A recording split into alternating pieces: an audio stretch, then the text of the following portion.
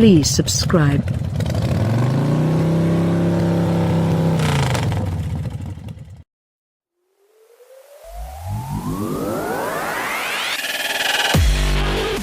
Up to now, Alfa Romeo's return to the US has played out like a pop star's entry on the scene. And today Alfa is embarking on a harder journey, fleshing out the entire discography with more mainstream versions of this Giulia sedan which have a 4-cylinder engine. Can this enticing upstart create a name for itself among the continuing chart toppers of the entry luxury sedan planet, namely the Audi A4, BMW 3 Series, and Mercedes-Benz C-Class? Sex appeal.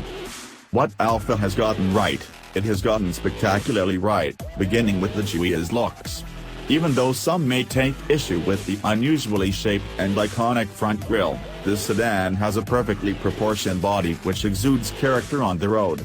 The back end, particularly, is beautifully detailed, with graceful taillights wrapped around the haunches and a tasteful lower valance with dual exhaust tips. Our test car, outfitted with the sport package and 19-inch wheels, looked nearly identical to the Quadrifoglio, with an aggressive position, red brake calipers, and black window surrounds. The Giulia's dynamics also are spot on, achieving a nearly ideal ride, handling equilibrium that picks up where the BMW 3 Series left one generation past. It does not require much seat time to sense that the liveliness of the Alfa's controls, beginning with the perfectly weighted steering rack, which has great on-center texture, speedy turn-in, and, most importantly, is communicative, with just the perfect quantity of feedback filtered through the driver. The car moves on twisty roads. The balanced weight distribution. We measured our rear-wheel drive test car's 3,636-pound curb weight at 49.8% front, 50.2% back, making it simple to get into a rhythm. The only blemish on this fluidity is the wooden, uncommunicative brake-by-wire brake pedal, which may make it hard to come to a stop easily, even if the binders themselves delivered a competitive 163-foot stop from 70 miles per hour. And ride quality was mostly pleasant, with just the occasional sharp impact reaching the silent cabin. Switch the console-mounted DNA switch to D, for a dynamic, and you will feel increased steering and a bit less compliance from the elastic dampers. Even within the sportier mode, however, there's a button to switch just the dampers back to a softer setting if you happen to end up exposing a particularly rough stretch of sidewalk. Engine room. Though its 280 horsepower shirts that of its nearest German competitions, our 0 to 60 mph test result of 5.7 seconds trailed the 252 horsepower Audi A4 by 0.5 seconds and the 248 horsepower BMW 330i by 0.3. There's loads of mid-range grunt to be had from the Alfa, but this 2.0-liter is not as smooth or as willing to rev as would be the Bimmer and Audi Turbo 4s. We also were left wishing for more sensory play from this Italian, even though it's possible that the amazing wail of the Giulia Quadrifoglio's 505 horsepower Ferrari-derived V6 was still ringing in our ears. Enormous, metal paddle shifters, shared with all the Quadrifoglio, are satisfying to use while driving hard, but their size and positioning can make it inconvenient to achieve the turn signal and wiper stalks. It's also disappointing that this engaging car lacks a manual transmission alternative.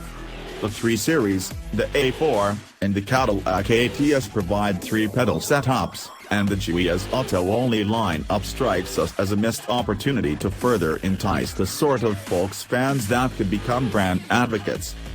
Inconsistent inside. Alfa Romeo has some ground to cover to catch up to the class-leading insides from Mercedes-Benz and Audi. The Giulia's dashboard design is pleasing to look at, with attractive gauges and an infotainment screen that is nicely integrated into the dashboard. But there are a few unsightly and cheap-feeling plastics surrounding the shifter and on the door panels. Other details left us scratching our heads, such as the tiny sun visors, the minuscule center console, and the huge plastic panel at the bottom of the center stack that looks like a waste of space given it accommodates just a single USB port.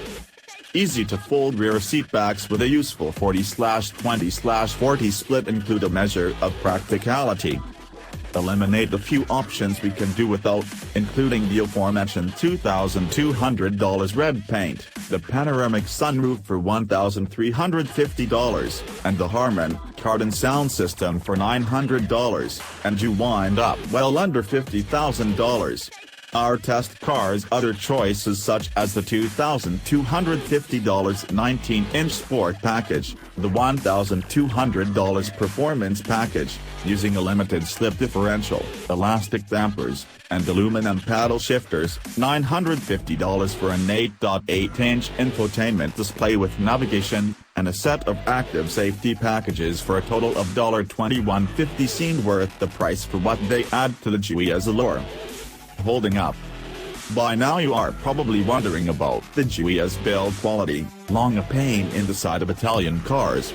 Our test car certainly had a couple of foibles, including a sunroof that called it quits and a Bluetooth system that had difficulty keeping a consistent connection with a paired phone, and we had the car for just a week. Long-term durability remains a major question mark, and Alfa's standing does not instill much confidence. This early on in Alfa Romeo's revived career, then, it is tough to call the Giulia a celebrity. However, what Alfa's album may lack of production quality, it makes up for with its enthralling, lively, and distinctive character. Whether you're discussing the slam-dunk layout or the fabulous handling, the Giulia has piqued our interest, and we are listening attentively.